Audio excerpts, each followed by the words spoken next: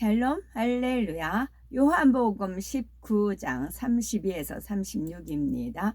군인들이 가서 예수와 함께 못 박힌 첫째 사람과 또 그 다른 사람의 다리를 꺾고 예수께 이르러서는 이미 죽으신 것을 보고 다리를 꺾지 아니하고 그 중 한 군인이 창으로 옆구리를 찌르니 곧 피와 물이 나오더라.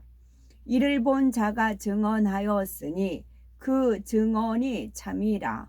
그가 자기의 말하는 것이 참인 줄 알고 너희로 믿게 하려 함이니라. 이 일이 일어난 것은 그 뼈가 하나도 꺾이지 아니하리라 한 성경을 응하게 하려 함이라. 아멘. 베드로후서 1장 4절입니다. 이로써 그 보배롭고 지극히 큰 약속을 우리에게 주사 이 약속으로 말미암아 너희가 정욕 때문에 세상에서 썩어질 것을 피하여 신의 성품에 신성한 성품에 참여하는 자가 되게 하려 하셨느니라. 아멘. 요한복음 1장 14절. 말씀이 육신이 되어 우리 가운데 거하심에 우리가 그의 영광을 보니 아버지 독생자의 영광이요 은혜와 진리가 충만하더라. 아멘. 제목은 십자가에 달려 물과 피를 다 쏟으신 예수님입니다. 하나님께서 참 자녀를 얻기 위해 베푸신 섭리 가운데 가장 중요한 대목은 바로 예수님이 십자가에 달려 인류 구원의 섭리를 완성하신 순간입니다. 천지 만물의 창조 이후로 가장 감동적이며 하나님의 한량없는 사랑이 극적으로 나타난 사건이지요. 우리가 십자가의 섭리를 알고 마음 중심으로 믿을 때 가난이나 질병, 그 외 어떤 문제도 해결받고 영원한 천국을 소유할 수 있습니다. 십자가의 섭리 중에서 로마 군병이 예수님의 다리를 꺾지 않은 이유, 또 예수님께서 옆구리를 창에 찔려 물과 피를 쏟으신 섭리에 대해 살펴보겠습니다. 예수님께서 십자가에 달려 운명하신 날은 안식일 전날인 금요일이었지요.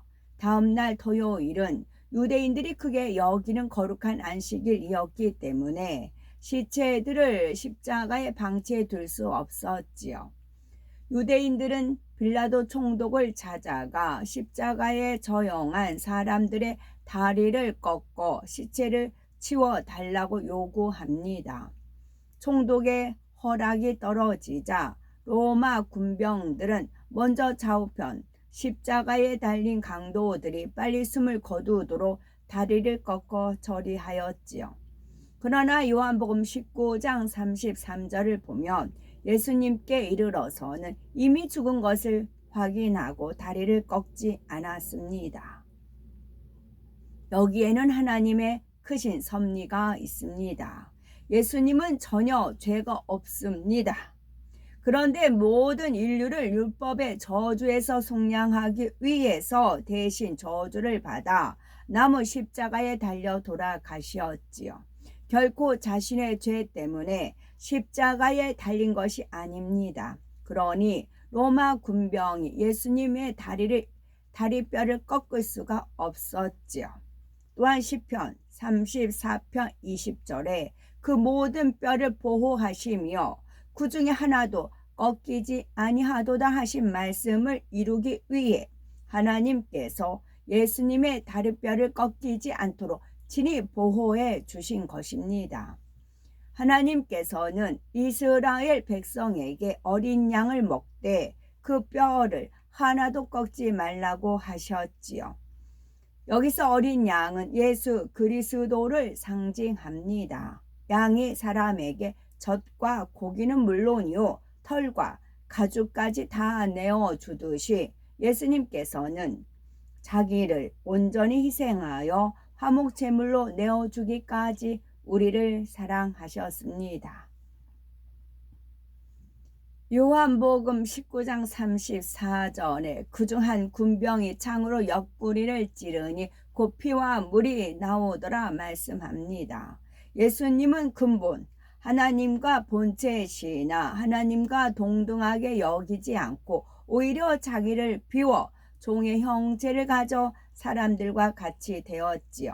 그리고 아무 죄 없이 나무 십자가에 달려 죽음으로써 우리에게 구원의 길을 열어주셨습니다. 이 땅에서 사역하시는 동안 기사와 표적을 베풀며 포로된 사람에게는 자유를 주고 병든 사람과 연약한 사람들을 치료해 주셨습니다. 한 영혼이라도 더 구원하고자 제대로 드시지도 못하고 주무시지도 못한 채 천국 복음을 전파하며 틈만 나면 산에 올라 기도하셨지요. 예수님은 오직 선만 행하셨는데도 유대인들에게 온갖 핍박과 멸시, 전대를 받고 끝내 십자가에 못 박혀 돌아가셨습니다. 로마 군병은 예수님의 죽음을 확인하였음에도 불구하고 창으로 옆구리를 찔렀지요. 이는 사람이 얼마나 잔인하고 악한지를 여실히 증명해 줍니다. 하나님께서는 사람들의 이 같은 악함을 이미 알고 계셨지요. 그런데도 예수 그리스도를 이 땅에 보내 십자가의 보혈로 우리의 죄를 대속하게 하셨으니 이 얼마나 큰 사랑입니까? 그래서 로마서 5장 8절에 우리가 아직 죄인 되었을 때에 그리스도께서 우리를 위하여 죽으심으로 하나님께서 우리에게 대한 자기의 사랑을 확증하셨느니라 말씀하신 것입니다. 또한 창으로 옆구리를 찔린 예수님의 몸에서 피와 물이 흘러나왔는데 그 의미는 세 가지로 볼 수가 있습니다. 첫째로 예수님께서 사람으로 오셨다는 증거이지요. 두 번째는 육신을 가진 사람이라도 예수 그리스도를 닮아 신의 성품에 참여할 수 있다는 것입니다. 셋째는 참 생명과 영생으로 인도하는 능력의 피와 물이라는 증거이지요. 첫째로 예수님께서 사람으로 오셨다는 증거입니다. 요한복음 1장 1절에 태초에 말씀이 계시니라, 이 말씀이 하나님과 함께 계셨으니 이 말씀은 곧 하나님이시니라 했고, 요한복음 1장 14절에 말씀이 육신이 되어 우리 가운데 거하심에 했습니다. 즉 하나님께서 친히 육신을 입고 이 땅에 오셨는데 그분이 바로 예수님이라는 말씀이지요. 죄인은 하나님을 보면 죽을 수밖에 없기 때문에 하나님께서는 사람들에게 직접 나타나실 수 없습니다. 그래서 예수님께서 하나님의 아들로서 사람의 몸을 입고 이 땅에 오셔서 하나님의 증거를 나타내 주신 것이지요. 성경을 보면 예수님이 우리와 같은 성정을 지녔음을 증거하고 있습니다. 마가복음 3장 20절을 보면 집에 들어가시니 무리가 다시 모임으로 식사할 겨를도 없는지라 하였고, 마태복음 8장 24절에는 바다에 큰 노을이 일어나 물결이 배에 덮이게 되었으되 예수는 주무시는지라 하였습니다. 혹자는 하나님의 아들이 어찌 배고픔과 고통을 느끼겠느냐라고 하지만 예수님은 우리와 똑같이 뼈와 살이 있는 육체를 가지셨지요. 그러니 때가 되면 드시고 주무셨으며 때로는 슬픔도 느끼셨습니다. 이처럼 하나님의 아들이지만 사람의 몸을 입고 이 땅에 오신 것을 확증해 주기 위해 피와 물을 쏟으신 것입니다. 둘째로 육신을 가진 사람이라도 예수 그리스도를 닮아 신의 성품에 참여할 수 있다는 증거입니다.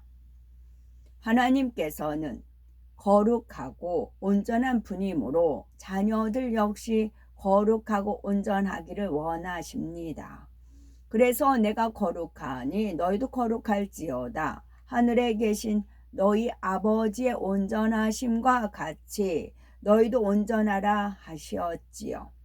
베드로후서 1장 4절에 이로써 그 보배롭고 지극히 큰 약속을 우리에게 주사 이 약속으로 말미암아 너희로 정욕을 인하여 세상에서 썩어질 것을 피하여 신의 성품에 참여하는 자가 되게 하려 하셨느니 하였습니다. 그러면 신의 성품에 참여한다는 말씀의 의미는 무엇일까요? 하나님께서는 거룩하고 온전하신 것처럼 우리도 하나님께서 거룩하고 온전하신 것처럼 우리도 마음의 죄악을 버리고 거룩하고 온전해지는 것을 말합니다. 육신을 입으신 예수님은 하나님의 뜻에 죽기까지 온전히 순종하심으로 모든 사명을 감당하셨습니다. 오직 선과 진리만 행하시고 가르치셨으며 십자가에 달려 죽으심으로 사랑으로 율법을 완성하셨지요.